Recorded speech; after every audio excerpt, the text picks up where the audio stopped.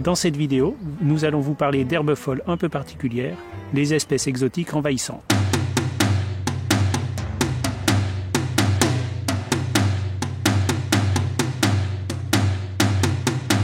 Comme leur nom l'indique, ce sont des espèces exotiques, c'est-à-dire des espèces qui ne sont pas indigènes en France, qui ne poussent pas naturellement sur le territoire. On parle aussi d'espèces néophytes, de néo-nouveaux et phytos plantes, ou d'espèces introduites, voire d'espèces invasives.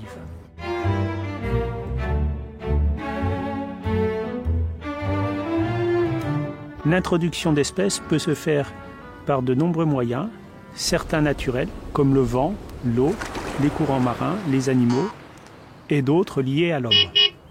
En effet, l'augmentation des échanges internationaux et l'intérêt industriel ou ornemental a conduit à l'introduction de nombreuses espèces végétales. Dans certaines conditions climatiques et environnementales, certaines de ces espèces introduites vont se développer de manière importante et s'avérer envahissantes. Ce développement peut s'effectuer au détriment d'espèces indigènes. Parmi les conséquences de l'introduction d'espèces exotiques envahissantes, on peut ainsi relever des modifications de la biodiversité, y compris des modifications des habitats, une modification des conditions écologiques des sols et, pour certaines d'entre elles, des effets sanitaires sur l'espèce humaine.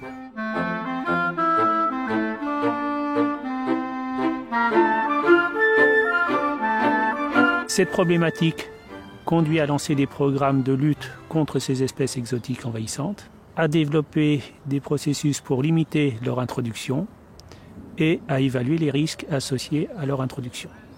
On estime ainsi qu'à peine 10% des espèces exotiques qui se sont installées en France peuvent devenir envahissantes.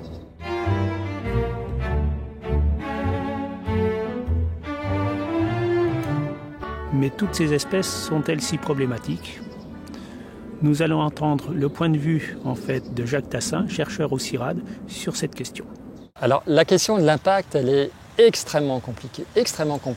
Quand on intègre une nouvelle espèce, une nouvelle population dans un milieu vivant où il y a un foisonnement d'interactions, j'irais jusqu'à perte de vue, parce que ce sont des cascades sans fin. Comment on fait pour appréhender ça? Alors, quand c'est des situations où c'est la santé de l'homme, ou l'ambroisie par exemple, avec les problèmes d'allergie liés au pollen, quand c'est les activités humaines, par exemple agricoles, avec ce qu'on appelait encore les mauvaises herbes, là c'est pas difficile. C'est aisé de mesurer la part indésirable. Si on s'intéresse aux effets positifs et négatifs, comment évaluer cela, quoi? C'est en réalité infaisable.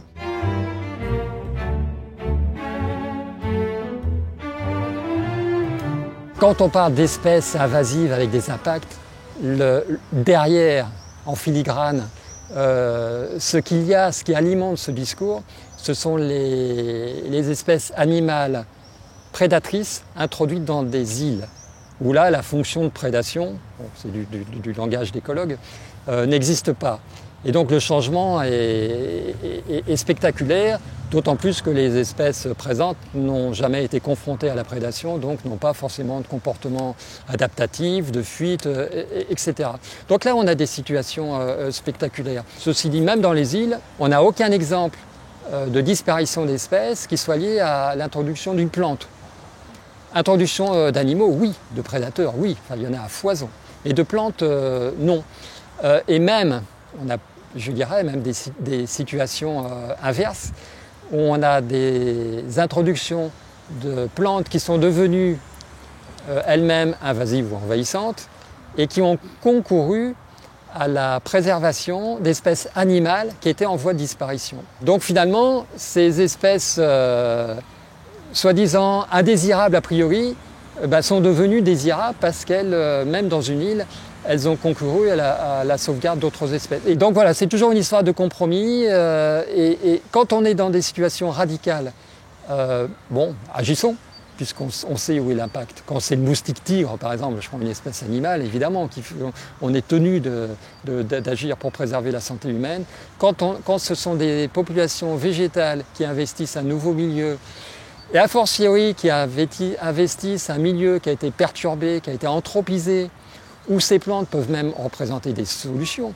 Elles peuvent concourir à réduire l'érosion, elles peuvent concourir à dépolluer des eaux quand il s'agit d'une plante aquatique. Dans ces cas-là, je dirais, prenons le temps, en tout cas, de bien circonscrire tout cela. Et il y a des fois où, finalement, intervenir, c'est empirer les choses. Après, je pense qu'il faut aussi considérer que la présence de populations végétales dans des milieux anthropisés peut être envisagée comme des signes qu'il faut savoir interpréter, mais qui ne sont pas si difficiles que ça à interpréter. Par exemple, la Jussie, dont on sait qu'elle est plutôt présente dans des milieux quand même détériorés, des milieux aquatiques pollués, avec des épandages de phosphate, tous le savent qu'elle prolifère à la faveur de ces effluents agricoles que constituent les phosphates. Donc la Jussie, c'est un signal qu'il nous revient d'interpréter pour remonter un peu plus en amont jusqu'à la cause. Donc tous ces signes, il serait pertinent de les regarder plutôt que finalement de les transformer en signe allant vers une bouc émissarisation, c'est-à-dire transformer ces plantes invasives en boucs émissaires, alors que finalement, non seulement évidemment elles n'y sont pour rien, mais parfois elles apportent une solution. Si on demande à un aborigène ce qu'il pense des espèces envahissantes, il va dire c'est du vivant méritant, qui arrivent à vivre dans des situations qui sont difficiles, comme eux le font, quoi. Eux, on peut dire qu'ils n'ont pas perdu de vue le vivant, la difficulté du vivant à être à même des réalités sensibles, à même des réalités tangibles.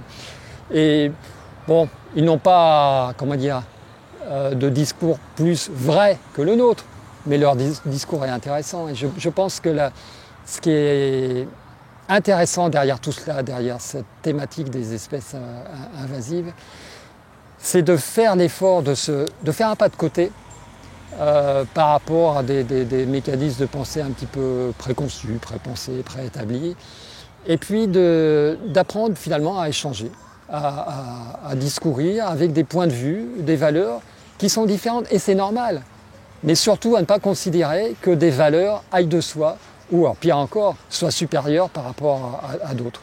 Et le problème, c'est que le discours sur les espèces invasives est vraiment entaché de tout cela, quoi. Voilà. Mais du coup, ça rend la chose encore plus intéressante. Les notions clés de cette vidéo. Les espèces exotiques envahissantes sont des espèces introduites par l'homme généralement. Elles sont susceptibles de causer des dommages importants à la biodiversité, voire des problèmes de santé. Néanmoins, certaines d'entre elles peuvent présenter des intérêts et des services associés, d'où l'importance des analyses de risques conduites. Les plantes phares, la renouée du Japon, Rhenutria japonica,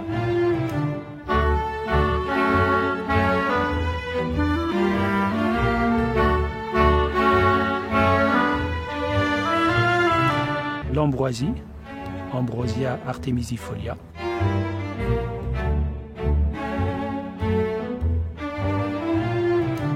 la Jussie, deux espèces du genre Ludwigia.